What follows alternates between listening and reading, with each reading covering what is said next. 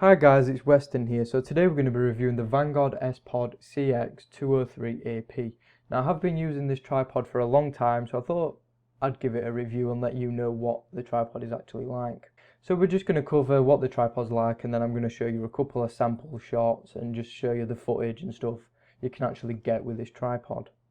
So first off, we're going to start with the head itself. So you can see we've got a release here. So what this does, it allows you to move the top part of the head. So then we're talking about unlocking the entire head, and we use this here. So you can see just unlocking it fully, you've got access to the full movement of the head. So now you can see we can move it around. Then obviously flipping it back the other way locks it in place and keeps it really solid if you want to get a stationary shot. Now we get onto the tilt. So what you do here is you twist the handle, and you can actually adjust how much it tilts as well by how tight and loose it is. So if you loosen it really up, you can have a really fast tilt. Or if you tighten it back up, you can actually have a slower tilt as well. So that's pretty cool that you can actually adjust how quick or how slow you want the tilt to be.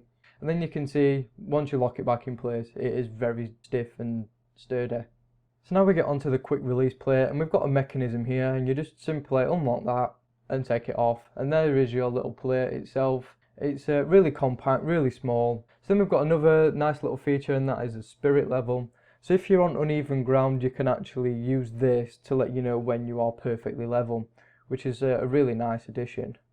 So next up we've got your main lock. So this is for the actual main column of the tripod. So you can see unscrewing that allows you to adjust the main column, and you can adjust its height obviously. Then you use the same lock again to lock it in place, and then obviously you can adjust the height accordingly. So speaking of height, if you want to check out the maximum height, the minimum height, I'll link the other video where I talked about that in the description. So you can see on here we've got the Vanguard logo, and then spinning to the side you can see the screws and the bolts. So these allow the actual tripod legs to move apart to obviously provide you with the base. So looking down onto the legs, now these are very sturdy, very solid legs, and probably one of the most solid tripods I've ever owned. So they're an aluminium leg, and the tripod's got a nice amount of weight to it as well, which is pretty good for outdoor use, as long as you've got a bag to carry it around in. So then we get onto the legs, which are quick release. So you can see we've got some quick release mechanisms here.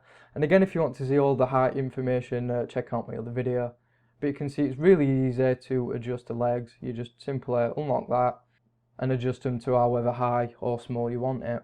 So then we get down onto the very bottom, and we've got some anti-slip feet. So these are rubber, and they've got a nice bit of grip to them as well. So if you're on a slippery surface or on grass, then I've noticed that the tripod stays pretty steady.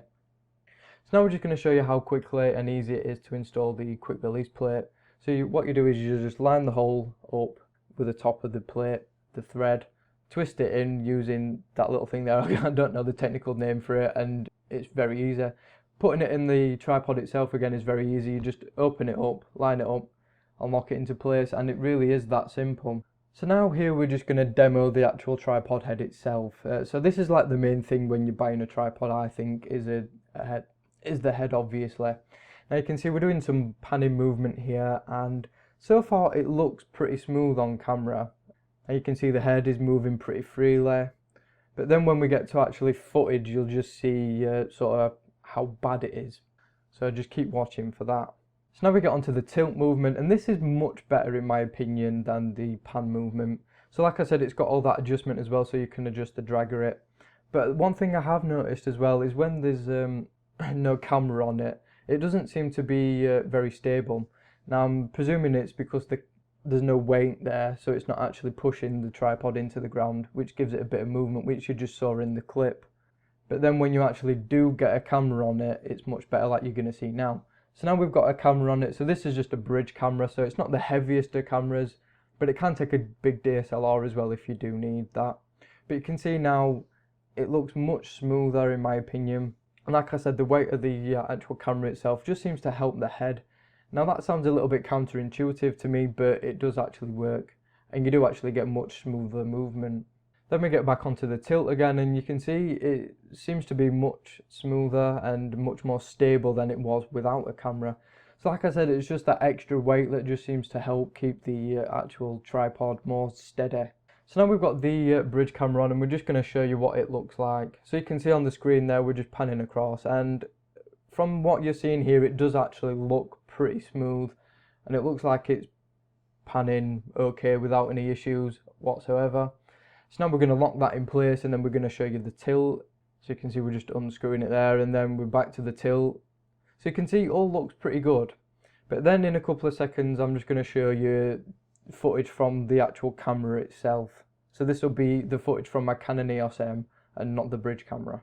Right, so now we're on the Canon EOS M on the tripod, and you can see the tilt looks pretty good.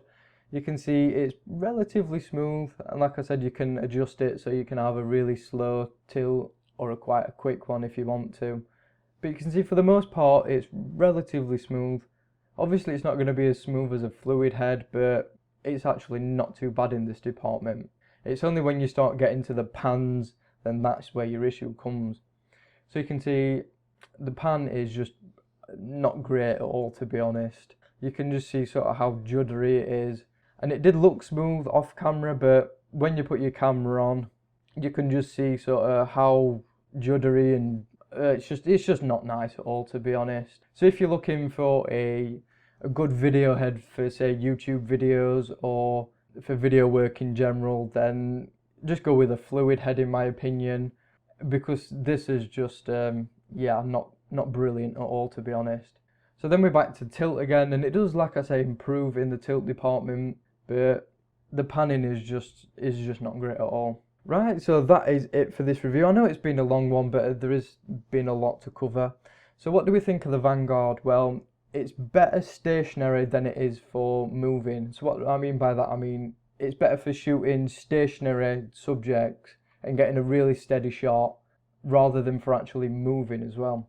So like I said, it's more suited to stationary photography rather than video work. So if you are looking for something for video work, then keep an eye out on the channel, because I will be covering something in the near future. Right guys, so that is it. Thank you for watching. I hope this video has been helpful for you today. So thank you again, and I will see you all on the very next one.